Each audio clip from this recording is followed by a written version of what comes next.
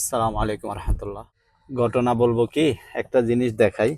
এটা হচ্ছে যে একটা চায়ের ফ্লাক্স ছোটখাটো, আমি রাস্তার মধ্যে তাই বেশি করে দেখাতে পারতেছি না। এটা নিয়ে একটু কথা বলি। আজকে শেখ সাহেব বাসা থেকে এটা সাথে নিয়ে আসছে, বলতেছে এটাতে নাকি ফুল কফি ফুরাই নিয়ে যাবে। মানে শেখ সাহেব যে কফি গুলা খায়, তো আমি বললাম ঘরের ভিতর তো কাজের মেয়ে আছে, বানাই দিলে কি হয়। বলতেছে না, ওরগুলা স্বাদ হয় না, আমি দোকানের গুলা নেবো।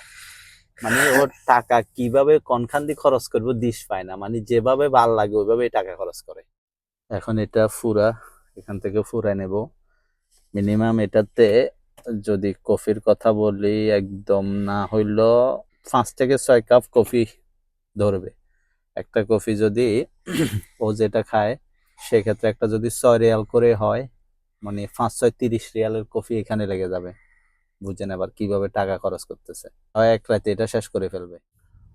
চায়ের ফ্লাক্স এটা কফি শপে নামাই দিছি, একটা মানে দরদাম করে 1 কাপ 5 রিয়াল করে হিসাব করছি। এখন এটা ফুরাইতে যত রিয়াল লাগে। এখন আসছি আমার সেই সিরোসেনা সুপার মার্কেটে, এখান থেকে আজকে শুধু শেখ সাহেবের জিনিসগুলো নেব। আসলাম এটিএম টাকা দেখার জন্য। সুপার মার্কেটে গেছি, শেখ সাহেবের বাতাগাতে টাকা নাই। এখন এটিএম এ দেখতে আসছি টাকা আছে কি। মূলত গেছিলাম এটিএম এ, শেখ সাহেবের বাতাগায় টাকা নাই। আপনার সুপার মার্কেটে গিয়েও টাকা পাই নাই, জিনিস কিনছি তো ওইখানে বললাম যে আমি পরে দেবো বা হয়ে গেছে, কল রিসিভ করতেছে না শেখ সাহেবের ভাই, মানে আমার বস। এখন এই জন্য মানে দুজনে অপেক্ষা করতেছে, আমার বাতাগা দিয়ে কেনার জন্য বলতেছে।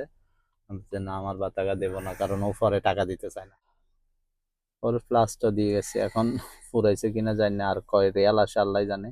বাতাগাতেও টাকা নাই, বুঝতেছি না কি করব। অপেক্ষা করতেছি, বসের সাথে এখনো যোগাযোগ করতে পারিনি। বুঝতেছি না কতক্ষণ অপেক্ষা করা লাগে। বস যদি এখন ফোন না উঠায়, তাহলে আমার জ্যাব থেকে যাবে, এগুলো নিতে পারে, আমার জন্য কষ্ট হয়ে যাবে। যাই হোক, অনেকক্ষণ পর বসে ফোন রিসিভ করছে, টাকা ওর এটিএম এ টাকা পাঠাইছে। এখন চলে আসলাম শোরমাতে, শোরমা নেওয়ার জন্য। কালকেরও বাকি রয়ে গেছিল এখানে কিছু টাকা, ওগুলা দিয়ে শোরমাটা নিয়ে নেব। মনে হচ্ছে আজকে কিসমতটা ভালো, 9টার দিকে শেখ সাহেবের কাজ শেষ করে ফেলছি, বাসার কাছাকাছি চলে আসছি। এখন দেখার বিষয় কতক্ষণ পর্যন্ত সেই কিসমতটা ভালো থাকে। যেদিন সবকিছু খুব তাড়াতাড়ি করবো ভাবি, সেদিনই কোনো না কোনো একটা সমস্যা এসে দাঁড়ায়। আজকে ওইরকম কিছু হলে তো কিছুই করার নাই, আর না হলেই ভালো। তো দেখা যাক, এখনো পর্যন্ত এতটুকুই। সবাই ভালো থাকবেন ইনশাআল্লাহ। আল্লাহ হাফেজ।